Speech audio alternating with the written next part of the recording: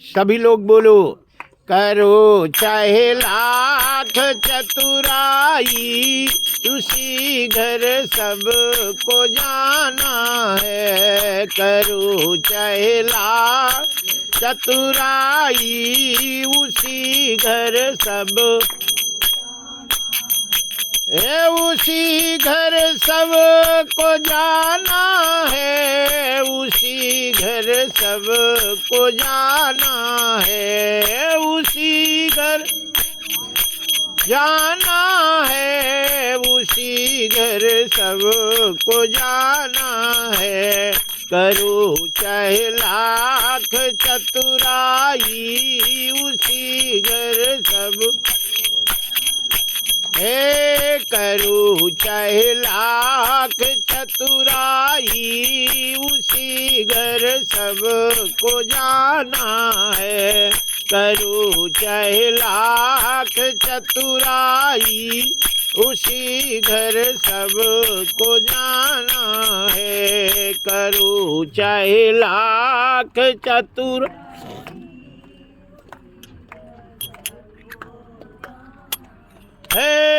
करो चाहे लाख चतुराई, उसी घर सब को जाना है। करो चाहे लाख चतुराई, उसी घर सब को न टैक्सी है न बिलोरो है, वहाँ से दल ही जाना है। न टैक्सी है न बिलोरो है, वहाँ से दल ही जाना है। करो चाहे लाख चतुराई, उसी घर सब को जाना है। करो चाहे लाख चतुराई, उसी लड़कपन खेल में खोया, जवानी नींद भर सोया। लड़कपन खेल में खोया, जवानी नींद भर सोया। बुढ़ापा देख कर रोया, यही किस्सा पुराना है। करो चाहे लाख चतुराई, उसी घर सब को जान।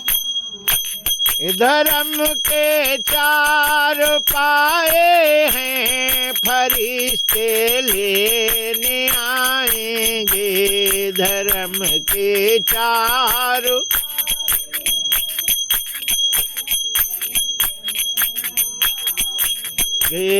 धर्म के चार पाए हैं, फरिश्ते लेने आएंगे। धर्म के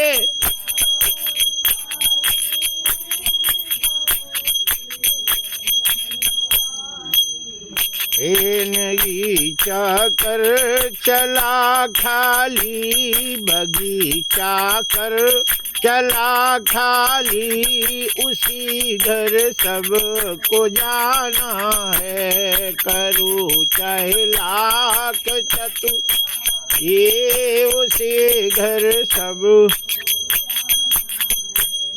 न बेटी है न बेटा है, वहाँ पर कौन तेरा है। न बेटी है न बेटा है, यहाँ पर कौन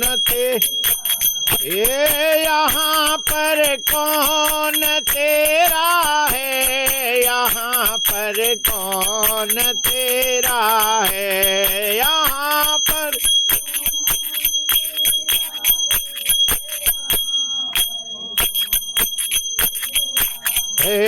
न बेटी है न बेटा है, यहाँ पर कौन तेरा है। न बेटी है न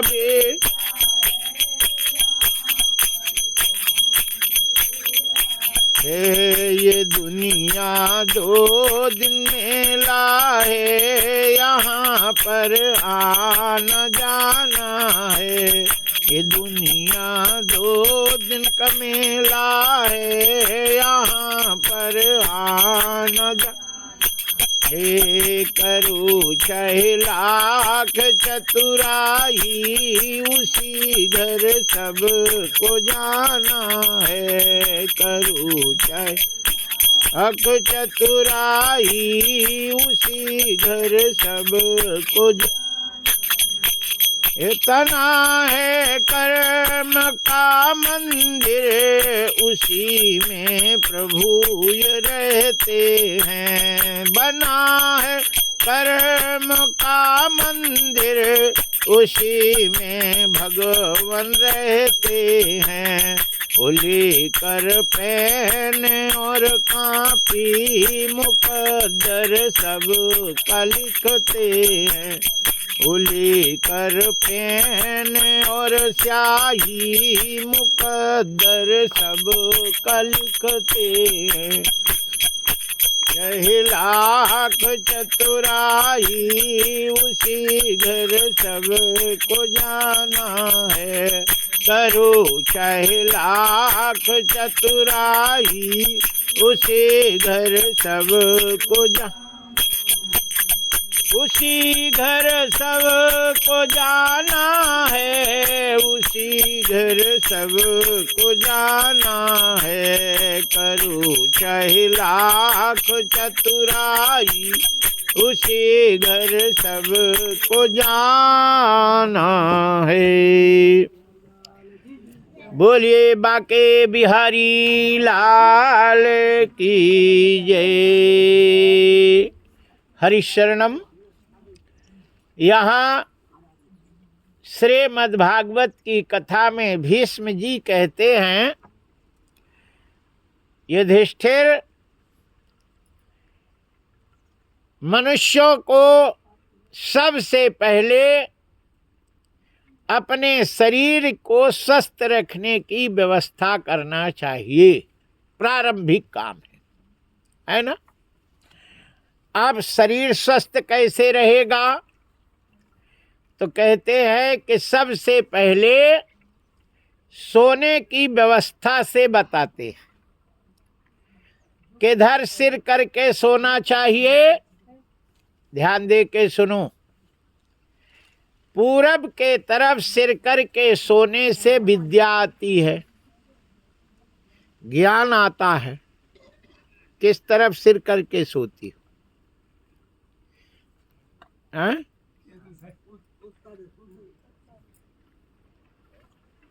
पश्चिम के तरफ। तुम्हारा? वाह। पूरब के तरफ सिर करके सोने से विद्या आती है, बुद्धि आती है।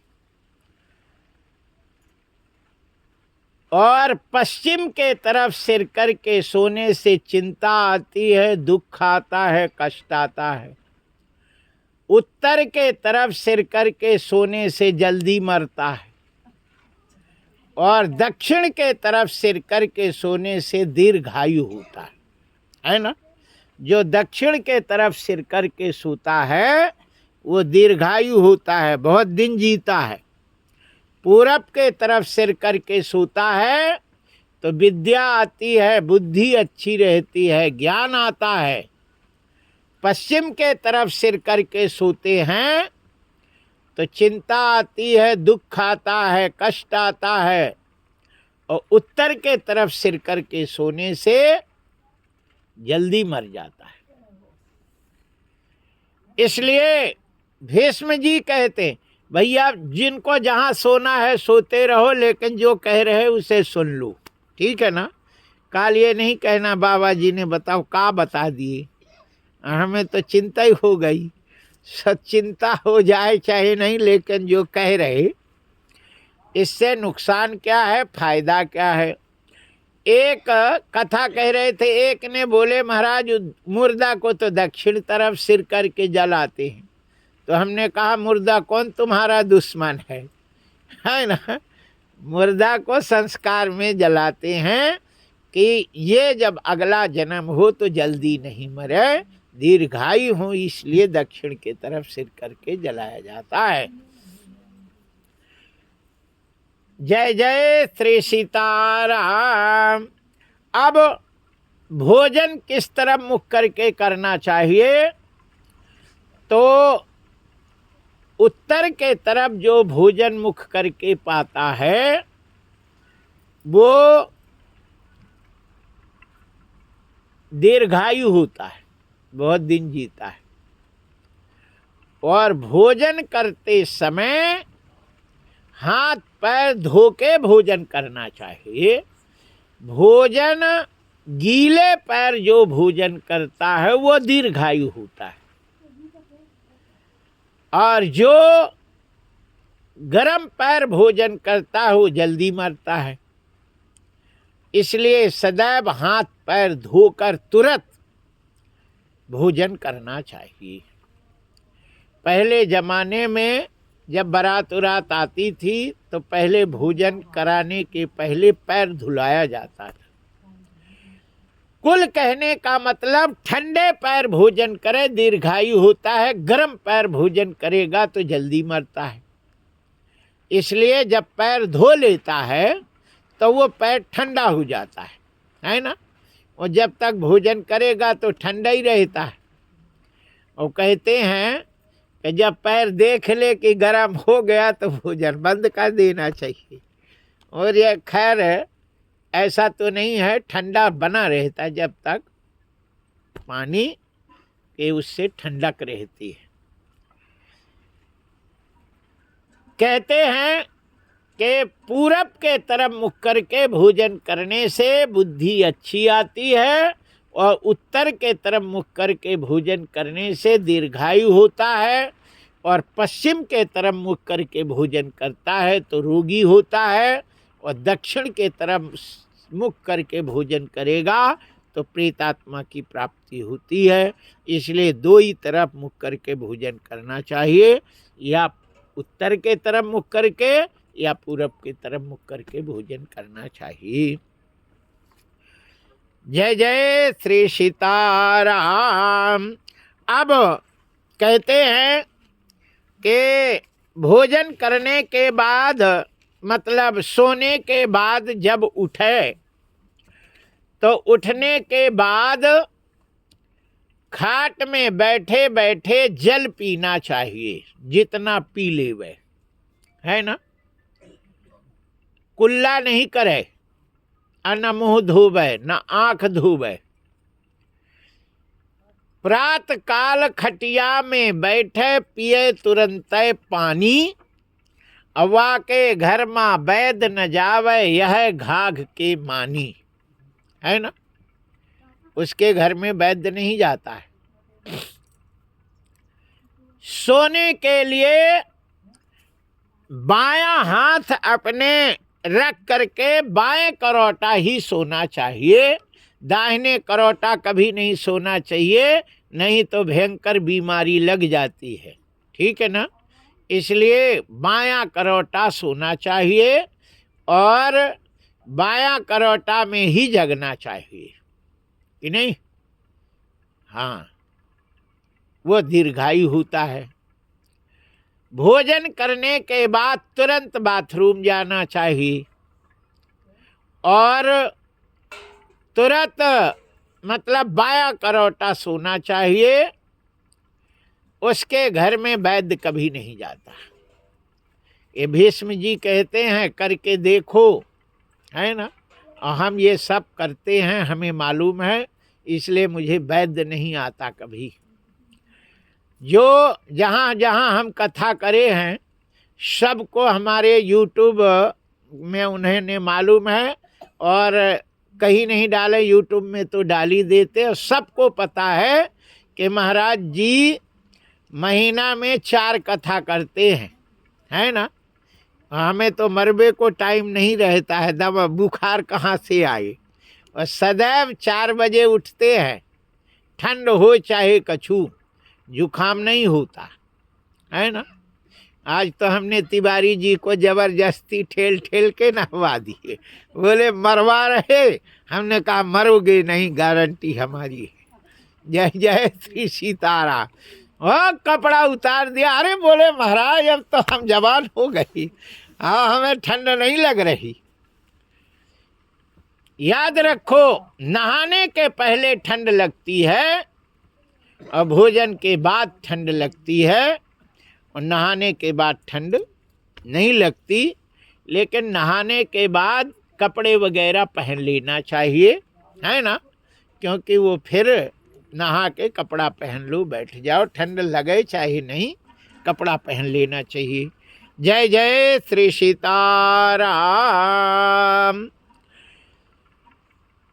यहाँ उठने के बाद मंजन कभी नहीं करना चाहिए। ध्यान दे के सुनो, मंजन कभी नहीं करना चाहिए, दातून करनी चाहिए।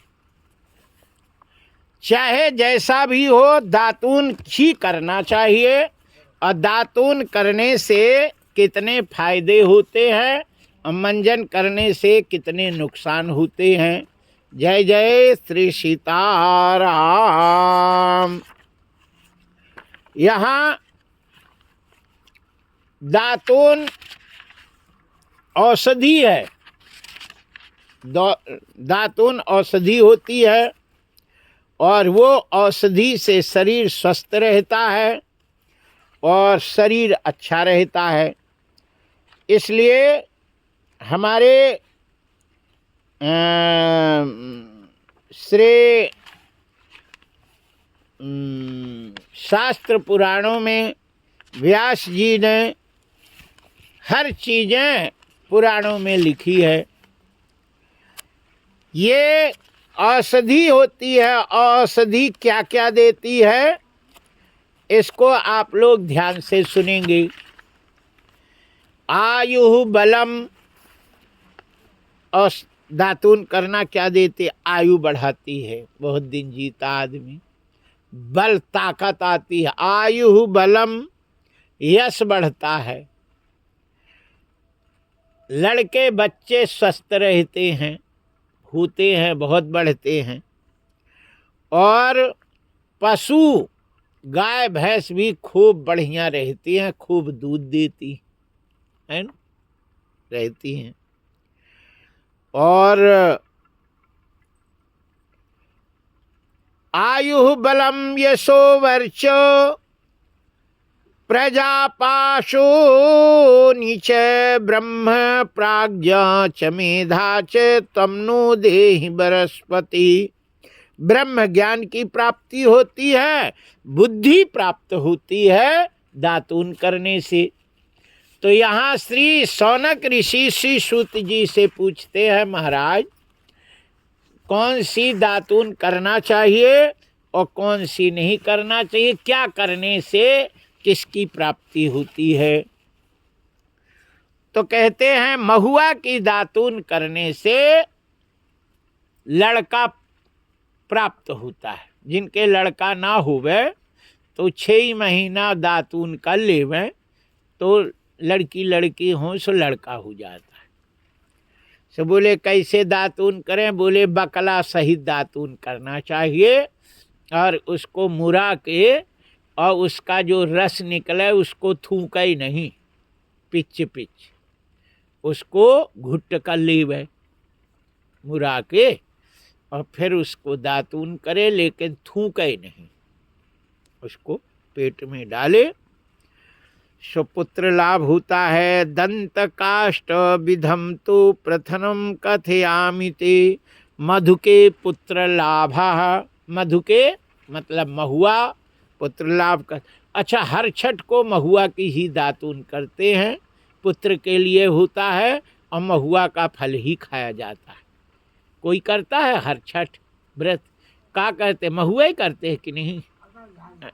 नहीं, और ऋषि पंचमी अध्यारा उसमें जो ऋषि पंचमी को तो 100 दातून करने का विधान है, हाँ 108।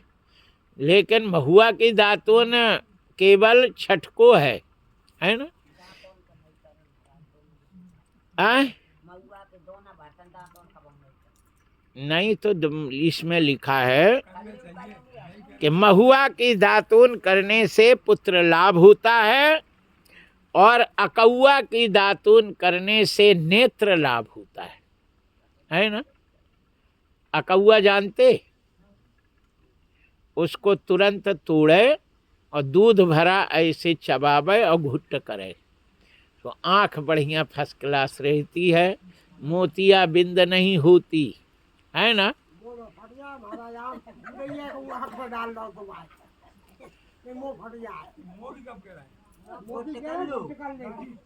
हाँ, दातून करके आंख में थोड़ी लगाओ। हाँ,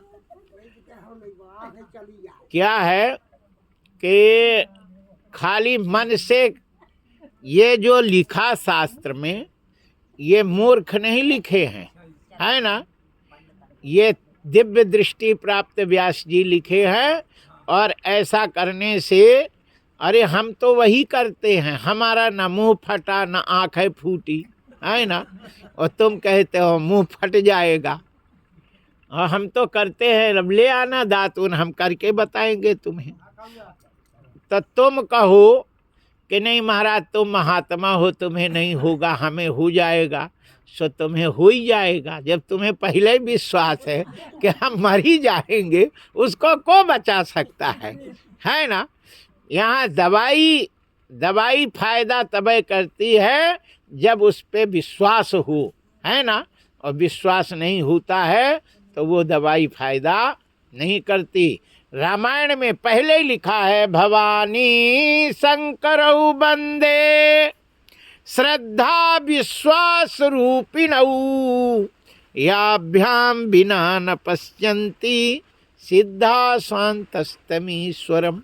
यदि श्रद्धा नहीं है, विश्वास नहीं है, उसका कभी फल नहीं प्राप्त होता, न वो कभी जिंदगी में पास हो सकता, न कभी पढ़ सकता है, न कभी खेती कर सकता है, और न कोई धंधा कर सकता है, जब तक उसमें विश्वास और श्रद्धा नहीं होगी।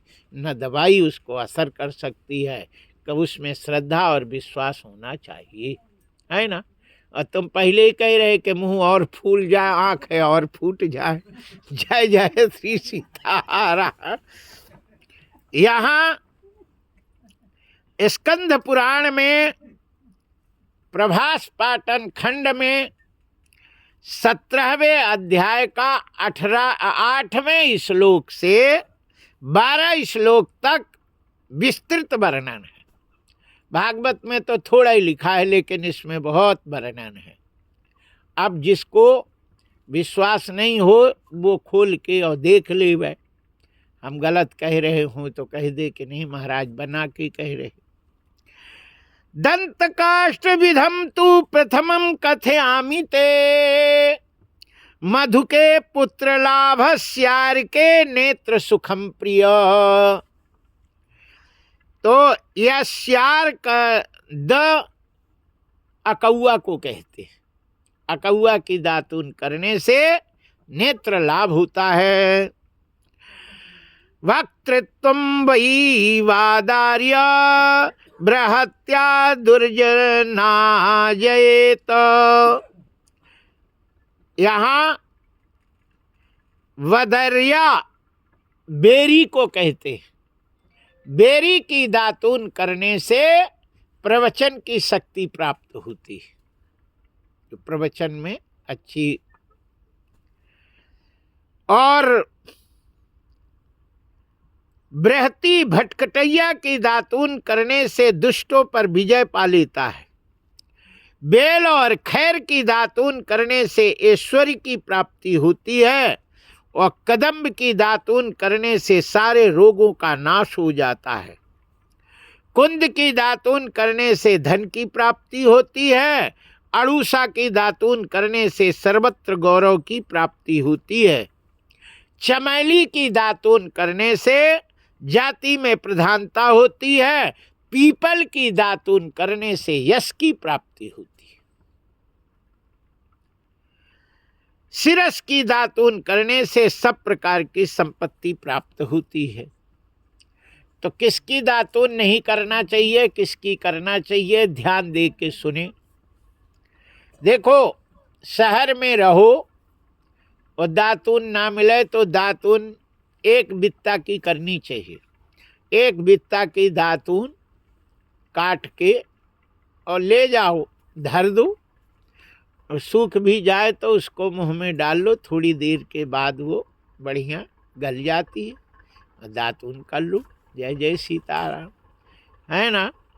अब ब्रश में तो पता नहीं उसमें का डलता है, का नहीं है।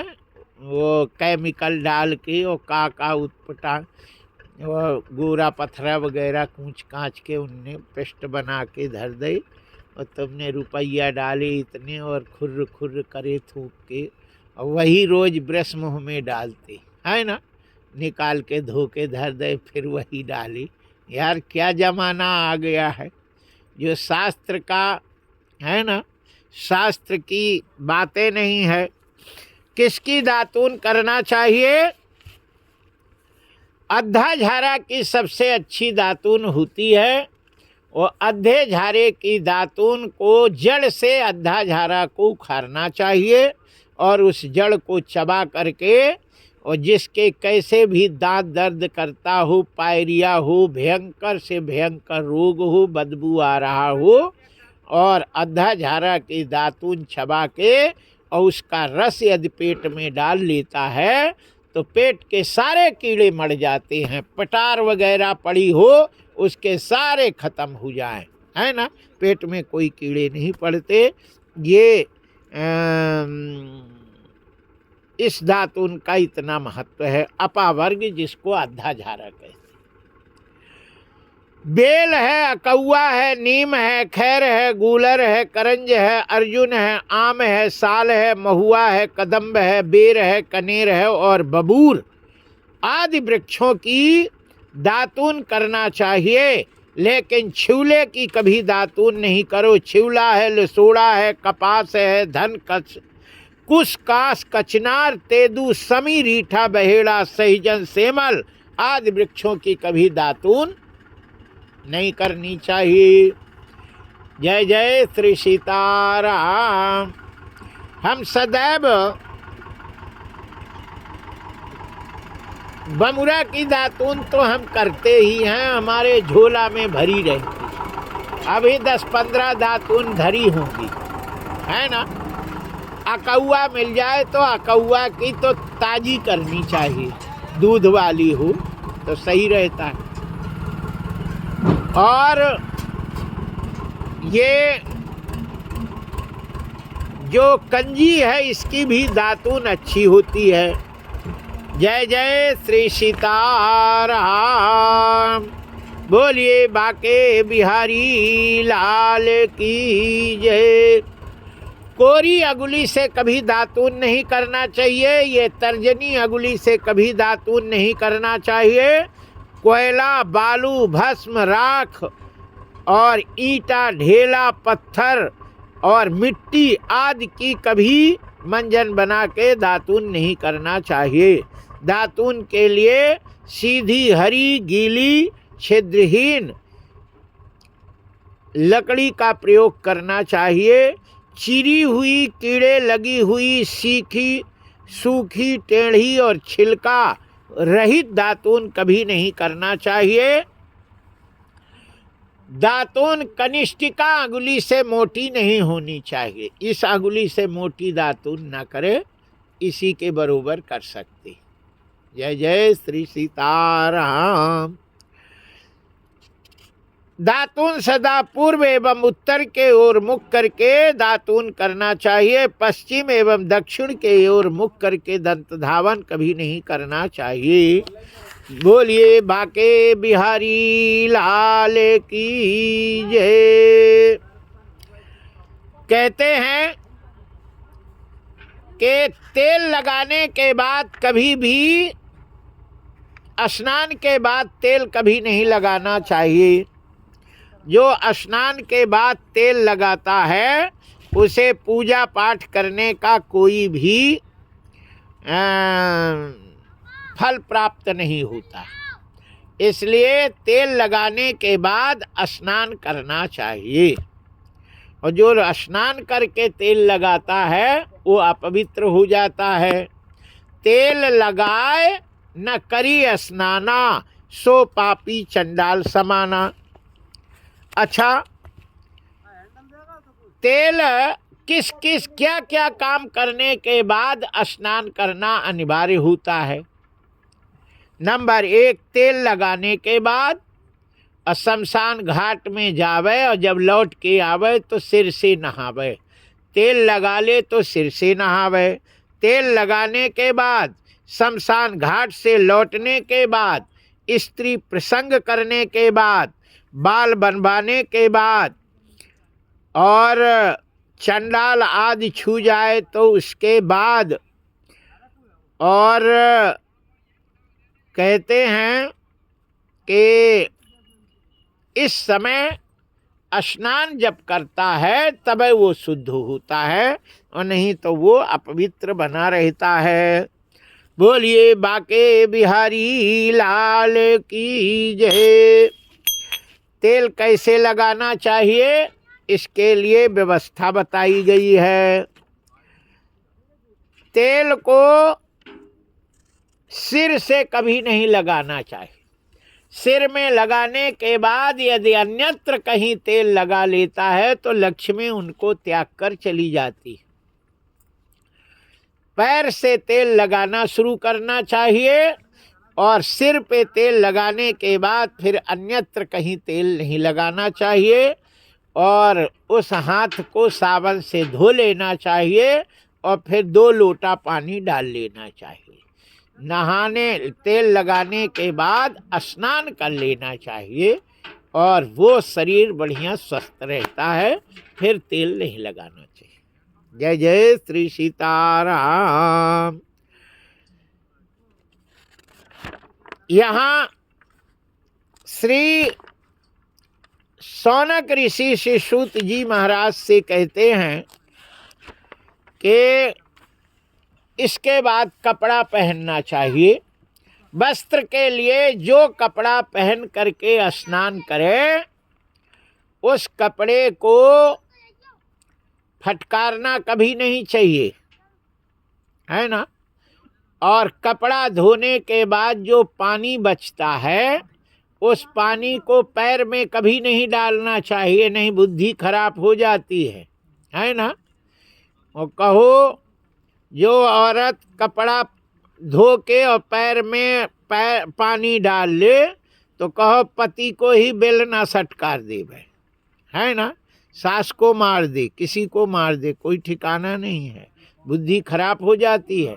इसलिए सदैव पानी विपरीत दिशा में डालना चाहिए कि वो पैर में पानी नहीं पड़ जाए।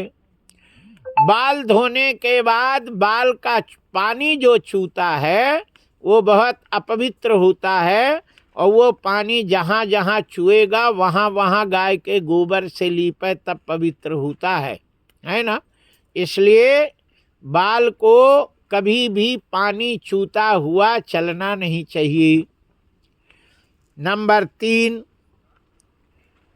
बाल कभी खुले नहीं रखना चाहिए। यदि बाल खुले रहते हैं तो चुड़ैल उसके खोपड़ी में निवास कर जाती है। इसलिए बाल सदैव बांध के रखना चाहिए, और धोने के बाद बाल को बैठ करके संभालना चाहिए, सुखाना चाहिए, और उसका पानी ऐसे फटकारना नहीं चाहिए। ऐसे बाल करके मारे फटाक, जहाँ तक पानी जाता वहाँ तक की ज़मीन अपवित्र हो जाती है। इसलिए बाल धोने के बाद कपड़े से बाल को बांध लेना चाहिए तौलिया में, उसमें पानी सोख जाता है, और फिर चलना चाहिए। हाथ धोने के बाद हाथ को फटकारना नहीं चाहिए। ऐसे हाथ का पानी अथवा हाथ में जल लेकर के कहीं मारना नहीं चाहिए। यदि नाखून में पानी पड़ जाए और नाखून का पानी जहाँ तक जाता है वहाँ तक अपवित्रता हो जाती है। कई कई मंदिरों में हमने देखा है कि पुजारी आरती के बाद ऐसे पानी लेके और लोगों पे छिड़कते हैं। ये सर्वथा गलत है, ठीक है ना। उसके लिए जलयुक्त शंख से पानी डालना चाहिए, है ना। छोटा शंख रहता है, उस शंख में भर के और जल डालना चाहिए। जय जय श्री सीताराम। एक अर्घा रहता है जो भगवान के नहवाने के काम, ऐसे यदि ऐसे करके और जल छोड़े ऐसे, तो वो तो पवित्र है। लेकिन तुम हाथ में लेके और नाखून यदि पानी में पड़ गया तो वो पानी जहाँ कल्याण करता है वो पानी उसको अकल्याण कर देता है। जय जय श्री सीताराम। जल युक्त, जल में भरा हुआ शंख का पानी जिसके ऊपर पड़ जाता है उसका ऐश्वर्य बढ़ जाता है, संकट चला जाता है, परेशानी चली जाती है और कष्ट दूर हो जाता है। इसीलिए चरणामृत जो बनता है वो तावे का पात्र में ठाकुर जी को विराजमान करे और उसमें खडाक्षर षटकोण बना करके खडाक्षर मंत्र और सीता राम मंत्र 12 अक्षर का मंत्र 6 कोण में और 6 बीचे लिख के और फिर उसमें तुलसी दल रख के ठाकुर जी को पधरा कर जलयुक्त शंख से स्नान कराए, ताकि वो मंत्र उस जल में पूरे में मिल जाए। और वही मंत्र जब उसको पीता है तो अकाल मृत्यु हरणम सर्व व्याधि विनाशनम श्री शालिक राम चरण पादकम कृत्वा पुनर्जन्म न विद्यति, वो काम करता है। और तुमने ये ठाकुर जी को धरे लुटैया में बाल्टी में डाल के हला के धर दे, बोले लो चरणामृत। और काहे का चरणामृत है ना। उसके सबके संस्कार होते हैं, नियम होते हैं। जय जय श्री सीताराम। बोलिए बाके बिहारी लाल की जय। वस्त्र याद रखो, वस्त्र 3 वस्त्र कभी नहीं पहनना चाहिए। 3 रंग के वस्त्र का सदैव त्याग करना चाहिए। वो कौन कौन से वस्त्र हैं भैया? गाली नहीं देना, हम कह रहे हों तो उसे ध्यान से सुन लेना और खूब पहनते रहना, है ना। हाँ, ये नहीं कि तुम कपड़ा जो है बार दो और कह दो बाबा जी ने कहा लठ और पड़ जाए। जय जय श्री सीताराम। स्नानम दानम तपो होमा, ध्यान दे के सुनना, हम बना के नहीं कह रहे, लिखा है उसी को मान। स्नानम दानम तपो होम स्वाध्ययनम पितृतर्पणम व्रथायस्य महायज्ञम नीलवासोभिवर्जिता नीलरक्तेन वस्त्रेण यदन्नमुपकल्पते भोक्ताभीष्टा समं भुक्तो दाता च नरकं व्रजेत। भीष्म पितामह भागवत में कहते हैं, स्कंद पुराण के काशी खंड में 40वें अध्याय का 144 से 147 श्लोक में इसका वर्णन है। जय जय श्री सीताराम। अब इस श्लोक का हम व्याख्या कर रहे है ना, गाली नहीं देना, व्याख्या सुन लेना। जो नीला एवं नीला कपड़ा पहनकर भोजन बनाती हैं तो वो भोजन लैट्रिन के समान हो जाता है ना। नीला वस्त्र पहन करके यदि दान दिया जाता है तो दान देने वाला सीधे नरक में जाता है। नीला कपड़ा पहन करके यदि स्नान करता है तो स्नान का फल नहीं मिलता। स्नानम दानम, दान का भी फल नहीं मिलता। स्नानम दानम तपोहोम स्वाध्ययनम पितृतर्पणम, है ना, ये सब नष्ट हो जाते हैं। ठीक है। दूसरी चीज, काला कपड़ा भी पहन के भोजन नहीं बनाना चाहिए और न भोजन करना चाहिए। काला कपड़ा पहन के मांस बनाया जा सकता है और किसी की हत्या करे तो कपड़ा काला पहन के मर्डर करे तो उसको दोष नहीं लगता है ना। और और जमराज के भी काले ही रहते हैं। तो यहाँ पूछते हैं कि काला कपड़ा पहन के जो हत्या करे तो दोष नहीं लगता। बोले उसको दोष नहीं लगता, उसने ऐसा कर्म किया है, उसने ऐसा कर्म किया है इसलिए वो अपने कर्मों का फल भोग रहा है। फांसी चढ़ाते तो काले कपड़ा उसमें दूसरा कपड़ा लगा देते हैं। संसार में कितने कपड़ा हैं, लेकिन नहीं, शास्त्र विधि के अनुसार ही उसका काम होता है। काला कपड़ा, अच्छा जल्लाद भी काले कपड़ा पहनता है, दूसरा कपड़ा नहीं पहन सकता है ना। और जमराज भी काले कपड़ा पहनते हैं। इसका मतलब है कि जो जल्लाद उसको फांसी दे रहा तो इसका मतलब है इसको फांसी हम दे रहे, इसके कर्मों की सजा दे रहे, ये अपने कर्मों का फल भोग रहा है, इसका दोषी हम नहीं है ना।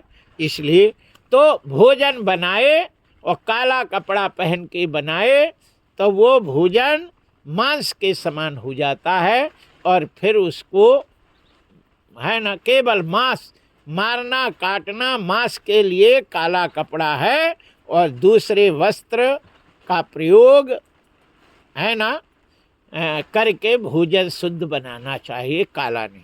अब लाल वस्त्र पहनकर भी ये सब काम नहीं करना चाहिए और यदि करता है तो खतरा होता है, स्वयं के लिए खतरा होता है ना। क्यों? अच्छा यहाँ पे पूछते हैं कि महाराज हमारे एक समझ में नहीं आता कि नीलाम्बुज श्यामल कोमलांगम सीता समारूपित भाव भागम प्राणव महासायक चारु चापम है ना। नील सरूरुह नील मणि नील नील धर श्याम लाज ही तन शोभा निरखि कोटि कोटि सत काम। भगवान का शरीर ही नीला है, फिर वस्त्र में क्यों दोष है? बोले मैया का भी चुनरी लाल है, हनुमान जी लाल देह लाली लसे अरुधरी लाल लंगूर वज्र देह दानव दलन जय जय जय कपिशूल। तो कहते हैं कि नीला कपड़ा भगवान का शरीर नीला है और उसको अपने शरीर में यदि धारण करता है तो उसको बहुत बड़ा अपराध लगता है ना। हनुमान जी का लाल रंग है और उसके लिए घर गृहस्थी में रहो है ना, या तो बिल्कुल ब्रह्मचारी हो गए, घर द्वार छोड़ दीवे है ना, और बिल्कुल वैसे रहे तो कोई कुछ तो चल सकता, लेकिन फिर भी भगवान का बराबरी नहीं करनी चाहिए। भगवान के वस्त्र को अपने वस्त्र को नहीं मिलाना चाहिए, इससे दोष लगता है। अच्छा ये लिखा नहीं है, हम अपने बुद्धि से बता रहे और लोग जो है इसमें चर्चा करे सो है, लेकिन ऐसा कुछ लिखा नहीं है। वो तो सीधे ब्रक नीला कपड़ा कभी नहीं पहनना चाहिए। लाल नीला नील रक्तेन वस्त्रेण वदन्ये मुपकल्पते है ना, ये वर्जित है। हम कहते हैं कि जो चीज लिखा है कि रास्ता बंद है, बैरिकेडिंग लगी है, खतरा है, अब काहे बंद है ये हमें पूछने की जरूरत नहीं है, और लिखा इधर से चले जाओ सीधे चले जाओ, काहे को दुनिया में तोड़ो फिर जाओ। लिखा है मतलब लिखा है, जाना नहीं है तो जाना नहीं है बस। जय जय श्री सीताराम। यह शास्त्र विधि मुत्सिज्य वर्तते काम कार्ता ना सिद्धिर्मवाप्नोति ना सुखाम ना पराम गति। जो शास्त्र विधि के अनुसार चलता है उसी को सुख मिलता है, उसी को शांति मिलती है, उसी को गति मिलती है। अन्यथा भगवान भी आ जाए उसको भी भोगना पड़ता है। यहाँ कहते हैं कि भगवान राम पार ब्रह्म परमात्मा थी, है ना। भगवान भगवान थे राम जी, और कृष्ण कृष्ण थे। फिर उनके माता पिता को लड़का पैदा होने के बाद पहले ही जेल में डाल गए, है ना। हथकड़ियाँ, और भगवान निकल गए फिर भी हथकड़ी में बंद हो गई इधर। बोलो, भगवान श्री राम के विवाह हो के आए, लेकिन उनकी इतनी सुंदर सुंदर पत्नियां बेचारी तड़प तड़प के जिंदगी व्यतीत करी। आंखों के आंसू चलते रहे, लेकिन पति का दर्शन नहीं हुआ। यहाँ कहते हैं कि शत्रुघ्न रहते थे गांव में, घर में रहते, राजपाट करते थे। लेकिन शत्रुघ्न का क्या हाल था, सबका तो सही था, शत्रुघ्न का और खतरनाक था। कैसे? बोले कौशल्या जी रात के 2:30 बजे छत में कुछ गिरने की आवाज सुनी तो उनकी नींद खुली और ऊपर गई। ऊपर गई तो देखा एक औरत खड़ी थी। कौशल्या ने कहा कौन है? उसने कहा मैं सुतकीर्ति हूँ। बताओ, बहू ऊपर छत पे अकेले 2 बजे हो गए, 2:30 बजे, तो सास तो पूछेगी क्यों बहू, और शत्रुघ्न कहाँ है, तू यहाँ घूम रही है? सुतकीर्ति ने कहा माता जी 12 साल हो गए मैंने उनको देखा नहीं, 12 वर्ष हो गए देखा नहीं। जो लड़का घर में रहे अब बहू के पास 12 साल तक ना जावे तो सास तो विचारनी बात तो होती है। कौशल्या ने तुरंत रथ बुलवाया। बोले शत्रुघ्न है कहाँ? बोले नंदी गांव में। भरत जी रहते थे वहीं शत्रुघ्न रहते थे। राजकाट सब संभाल के और शाम को नंदीग्राम चले जाते हैं, वहीं रहते, सवेरे आ जाते। कौशल्या जाती हैं, देखा ठंड का समय था और सीढ़ी पे सिर रखे और दोनों हाथ दोनों घुटना ऐसे किए और मुलुल मुलुल देख रहे थे और पड़े हुए थे। कौशल्या ने हाथ में बहुका में हाथ रखा। बोले बेटा अपने यहाँ मखमली गद्दे हैं, हर चीज़ें हैं, लेकिन बेटा ये ऐसी हालत में क्यों है तुम? और बहू ऊपर छत में घूम रही है, तुम लोगों को हो क्या गया? शत्रुघ्न ने पैर पकड़ लिए माता के। बोले माँ मेरा भाई राम और सीता जंगल में, लक्ष्मण जंगल में, और भरत जी का हाल देखो यहाँ, और मैं महल में पत्नी के साथ रहूं, मुझे शोभा नहीं देगा। भाई दुखी हो और एक भाई सुख की चैन से रहे, ये मुझे स्वीकार नहीं है। माँ इससे ज्यादा तुम बाध्य नहीं कर। कौशल्या माथा ठोकती है, हे भगवान ऐसा कौन सा ग्रह लग गया है, इन इतनी सुंदर राजकुमारियां, इतने सुंदर राजकुमार, लेकिन सुख से न सो रहे हैं और न सुख से रह रहे हैं। ऐसा कौन सा दोष था? याद रखो, यही सवाल पूछा गया कि राम को ये समस्या क्यों हुई? तो कहते हैं कि चाहे कोई भी संसार का प्राणी हो, धर्मशास्त्र के विपरीत यदि चलेगा, किसी की बात नहीं मानेगा, तो उसको कष्ट जरूर भोगना पड़ता। ऐसा क्यों? याद रखो, कभी भी दो सगे लड़का होवे और एक ही मंडप पर एक ही साथ उनका कुछ काम नहीं करना चाहिए। न विवाह करना चाहिए, न कंछेदन करना चाहिए, न मुंडन करना चाहिए, अलग अलग जैसे करना चाहिए। भले एक साथ पैदा हुए हों फिर भी अलग अलग ही करना चाहिए। लेकिन दशरथ ने किसी की नहीं पूछा ही नहीं। जन्मे एक संग सब भाई, अभोजन सैन कीन लरिकाई, और करण बीत उपबीत बियाहा, असंग संग सब भय उछाहा। इन सब का काम एक साथ हुआ था।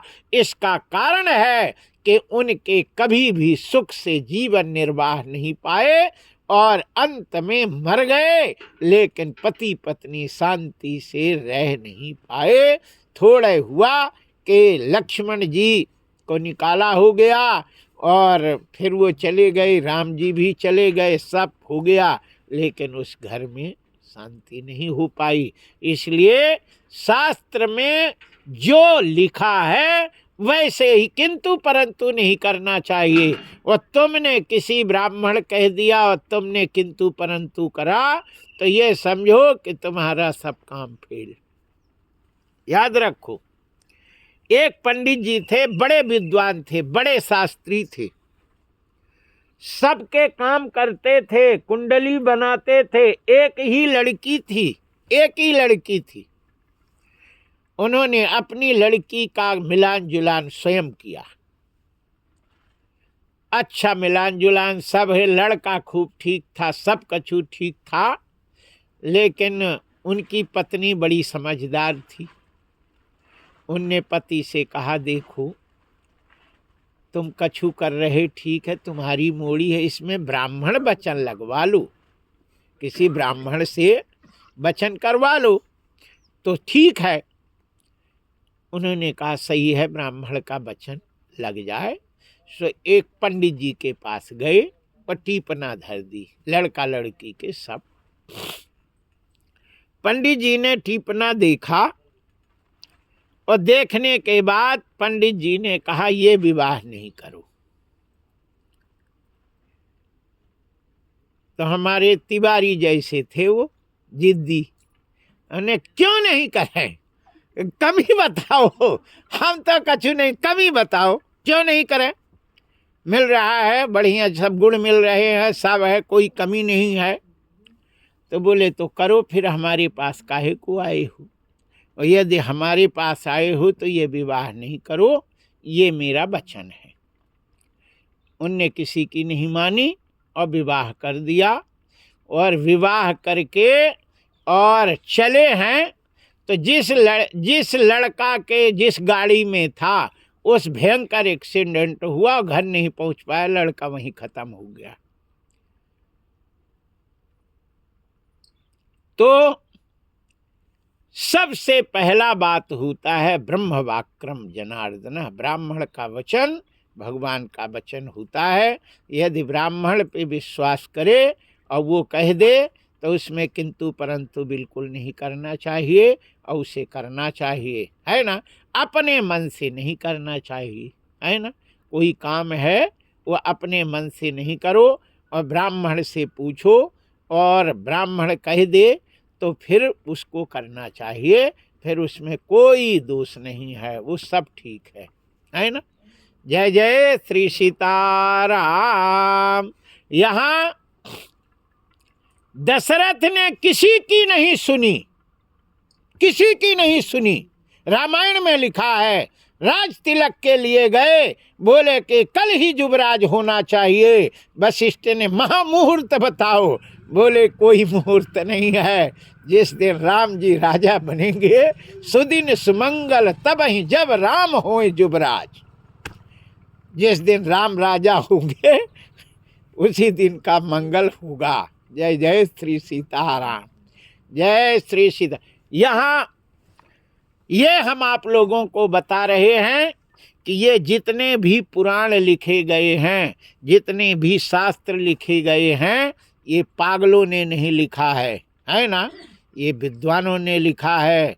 और हम लोगों के हित करने वालों ने लिखा है, और इसलिए कि त्रिकालदर्शी थे और उन्हें मालूम है कि ऐसा करने से ऐसा होता है, इसलिए ऐसा नहीं करो।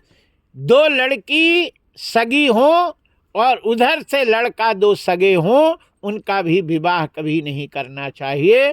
और यदि धन के लालच में तुमने एक ही साथ निपटना चाहा तो उसमें से एक की तो मिट्टी पलीद हो जाती है, एक की तो बहुत ही कष्ट स्थिति खराब होती है, और वो पूरी जिंदगी सुख से नहीं रह सकती, ये गारंटी है। जय जय श्री सीताराम। जिनके सगी सगी बहन हो तो देखो, बचपन से लेके और देखो, या तो विधवा हो जाती या स्वयं मर जाती, दो में से एक। हमने कम से कम 10-12 ऐसा केस देखे कि उसमें कोई सही नहीं होता। जय जय श्री सीताराम। शास्त्र में लिखा है, उसको मानना चाहिए और उस पर चलना चाहिए। बोलिए बाके बिहारी लाल की।